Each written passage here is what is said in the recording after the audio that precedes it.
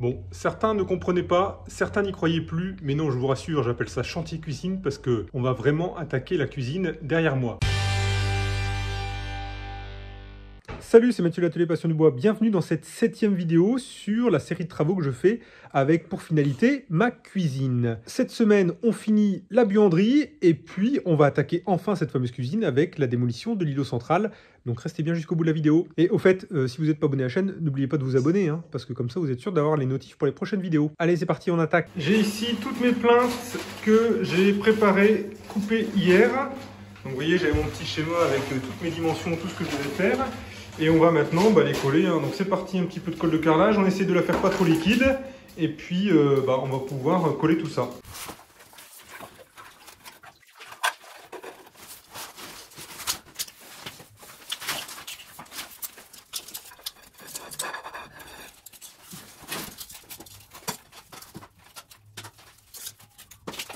Alors ici, je mets des petites cales en dessous, pourquoi? Pour recréer un petit joint de dilatation déjà entre le carrelage et la plinthe. Et deuxièmement, c'est que comme c'est des plinthes que j'ai coupées moi-même à la scie sous table, à partir de carreaux, elles sont pas forcément hyper régulières. Donc je mets mes cales comme ça que j'enfonce plus ou moins pour pouvoir avoir le niveau. Et alors là, j'arrive pas à le rentrer, mais sur les autres côtés, je les fais au niveau pour être sûr d'être bien aligné.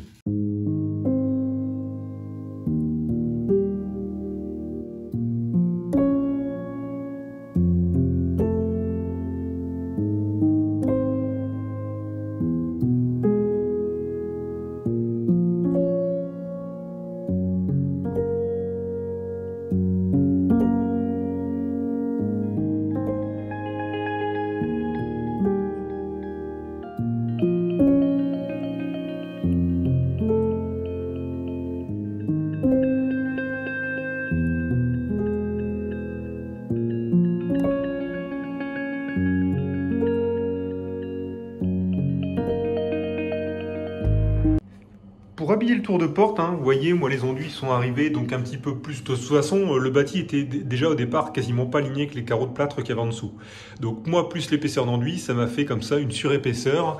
Donc on voit tout autour que ce soit un peu potentiellement ici abîmé, ça arrive un petit peu plus haut. Donc ce que je suis en train de faire, c'est que j'ai acheté des petites, ici vous voyez, simplement ça fait 5 cm de large sur même pas 1 cm d'épaisseur, des petites plaques de médium et que je viens comme ça ici coller tout autour. Donc ça repose ici moi directement sur la plinthe et là-haut, alors on vient de, bien évidemment faire des belles coupes à 45 avec le retour pour habiller complètement la porte. Donc on pourra ensuite faire un petit joint acryl intérieur-extérieur et c'est pour ça que je fais ça maintenant juste avant de peindre.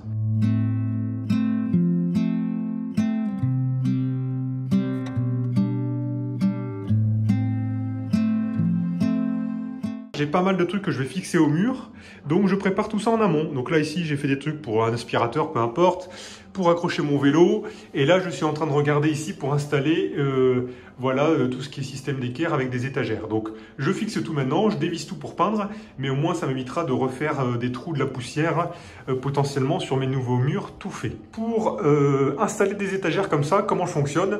Je mets la première, je la mets bien évidemment d'aplomb et à partir de celle-ci, je prends moi ici un deuxième rail sur lequel je viens fixer une patte exactement en même endroit que l'autre.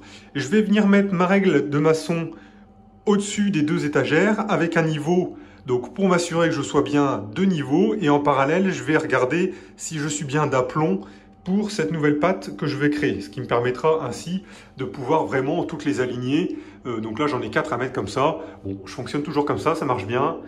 Éventuellement, allez, ceux qui ont un laser, vous pouvez peut-être faire ça avec ça. Ici, moi encore une fois, une règle de maçon, de niveau, et on y arrive sans souci. Là, on va attaquer les joints. Comme c'est chaud, qu'on a 20 minutes pour tout étaler, on va faire le mélange donc dans le lot. Alors il dit 0,56 litres, donc visiblement c'est ultra précis. Et puis on va passer en time-lapse pour suivre la mise en place du joint partout.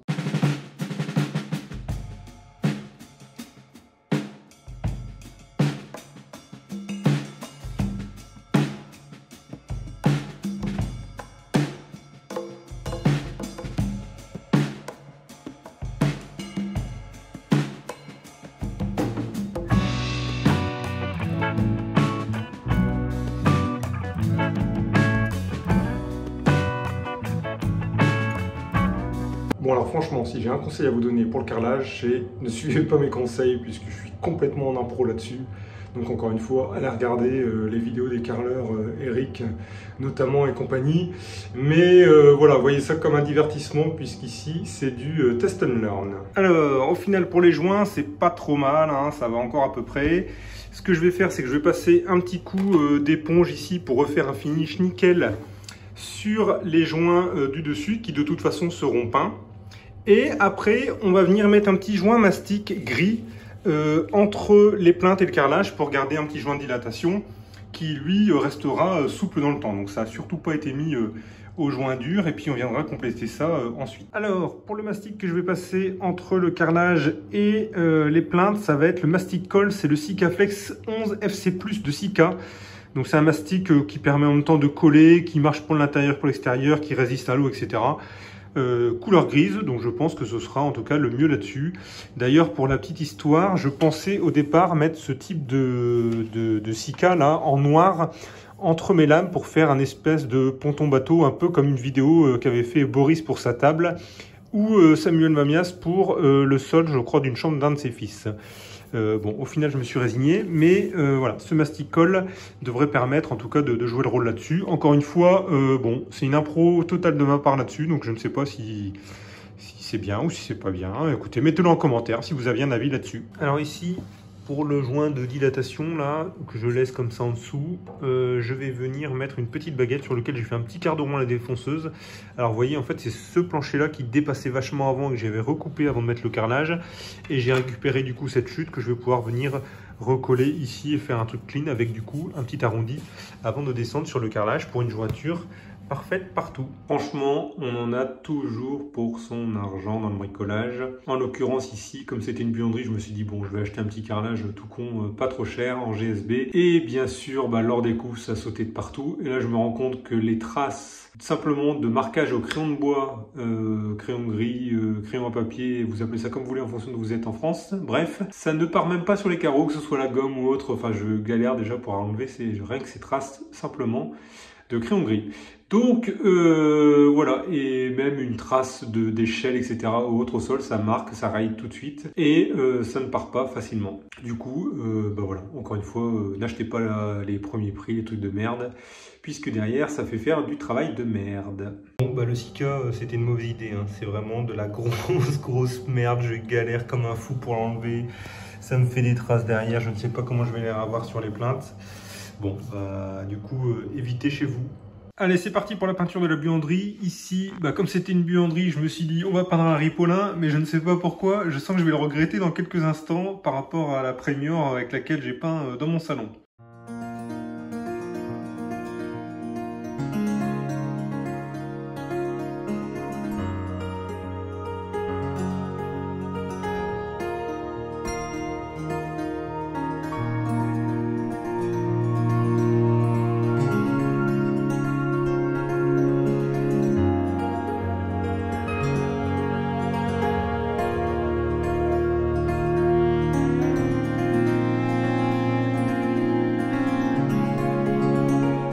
Et bien ça y est, après 2 couches de peinture, la pièce est maintenant terminée. Vous voyez, il me reste encore un petit scotch là où j'ai oublié.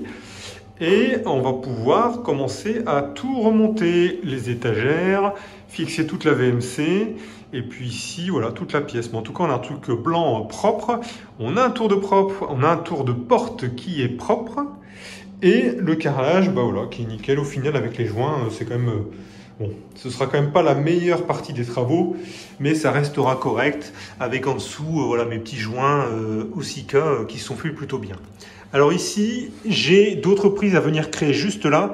Donc il y aura une goulotte qui va venir sous cette prise-là, parce que c'est un repiqué là-dessus, et qui va passer au-dessus et qui va me cacher du coup naturellement la partie un petit peu moche du ancien soupirail de la cave. Ici, ce qui est important de voir aussi, c'est que je n'ai pas salopé tous les tuyaux. Donc voilà, en scotchant bien, on a quelque chose ici de propre pour toute la partie tuyauterie.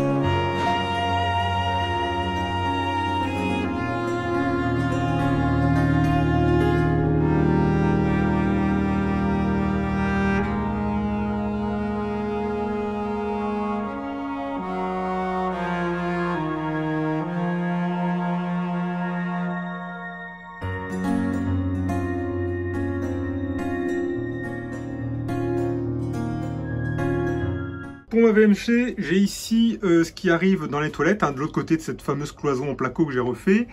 Et là, je viens de plugger ma VMC, donc avec l'extraction vers dehors, hein, à travers le plafond en placo. Il y a la prise au fond, et vous voyez, il y a une espèce de petit minuteur.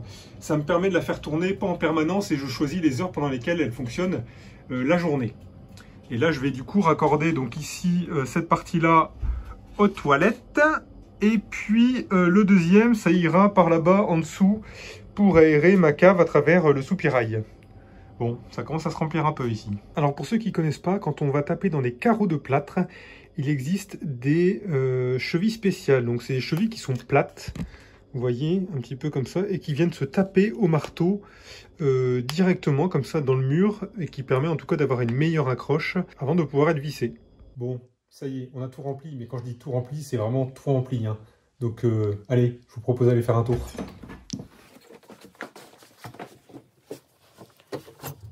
Alors vous voyez, on n'a plus du tout l'espace d'avant, hein. Mais bon, on se retrouve avec une série de 3 machines, congélo, cave à vin, machine à laver planquée dans son coin, pelleté d'étagères, sur les côtés, etc. Et ici, celle que vous avez vue en timelapse, avec notamment moi tous mes produits en hauteur, notamment pour les enfants, et puis une partie un peu bouffe en bas. Bien évidemment, le petit porte-manteau pour mettre les habits de bricolage, parce que ça sert toujours. Vous voyez, on va utiliser vraiment l'espace au maximum en se servant ici de système d'accroche pour venir mettre voilà, les nappes, les balais, on accroche en hauteur. Ça nous permet de gagner un petit peu de place. On change de côté, derrière moi mon vélo accroché au mur, ça c'est bien pratique quand on fait les sorties 1 à 2 fois par semaine d'avoir le vélo à portée de main, l'aspirateur, et ici ce sera l'occasion d'une petite vidéo passion du bois pour se faire un petit meuble qui va bien pour tous les accessoires de vélo, pour essayer de ranger ça au maximum. Bon là j'attends que ma femme me trouve une petite solution pas trop moche pour qu'on puisse protéger un petit peu le mur de mes roues de vélo quand je reviens de sortie. Derrière moi, ça on l'a déjà vu, hein, c'est vraiment toutes les étagères que j'ai refaites nickel avec tout le système. Et puis on a là, cette petite chaudière comme ça dans son coin. Donc ayons une petite pensée pour les personnes qui viendront chaque année la réviser et qui n'auront pas beaucoup de place pour y accéder. Alors juste derrière mon doigt, on a la porte avec la buanderie. Ici, dans cette zone-là, on a le toilette. Et on arrive maintenant ici dans la cuisine. Et le travail de ce matin, ça va être de démolir ce mur. Donc, j'ai mis un scotch pour me faire plutôt une délimitation et être sûr que quand je viens scier cette partie avancée de carreaux de plâtre, je ne vienne pas trop zigouiller mon mur. Voilà, ça me fait juste une petite délimitation. On va venir saquer tout ça. Et vous voyez, j'ai déjà ici mon bois qui va me permettre de refaire du plancher par en dessous. On va aller voir tout de suite de l'autre côté. On a les toilettes qui sont derrière. Et là, alors voilà, initialement, on avait du carrelage. Il y a même une espèce de marbre là en dessous. Et nous, on va venir casser ce plan de travail pour pouvoir prolonger le plancher. Alors, ce qu'il faut savoir, c'est que le plancher, demain, il va venir beaucoup plus loin. En fait, on va venir quasiment à peu près à 5-6 cm ici, puisque ça correspond à l'épaisseur des carreaux de plâtre de la cloison qui se trouve juste derrière. On retrouve également notre porte avec le hublot pour les toilettes qui ne sont pas encore montées. Et le reste de la cuisine qu'on pourra faire un petit peu plus tard.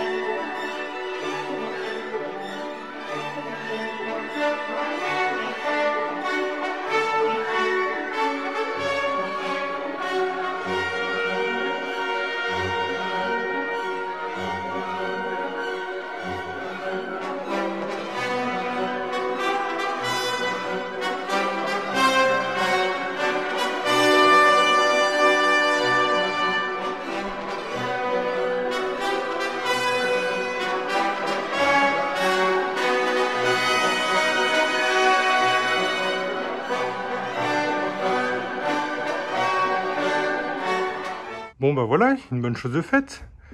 Bon alors au final, cette cloison là, elle était complètement imbriquée jusque dans le bâti de la porte. Donc je vais voir comment faire pour récupérer ça. Bon, j'ai fait un petit couac sur le plafond, mais de toute façon, on va faire un rattrapage. Là, l'électricien va s'occuper de toute la partie, on va dire, prise qui était là en bas, plus les interrupteurs, voir comment on déplace tout ça. Mais là, on est plutôt pas mal. Donc maintenant, ça va être le boulot pour moi de refaire un beau plancher partout. Bon allez, on va s'arrêter là pour cette vidéo. J'espère que ça vous donne envie de regarder la suite, hein. Donc on va pouvoir attaquer comment refaire ce complément de plancher par rapport à l'îlot central qu'on vient de casser. Et ben je vous dis tout de suite à la semaine prochaine. Allez, ciao!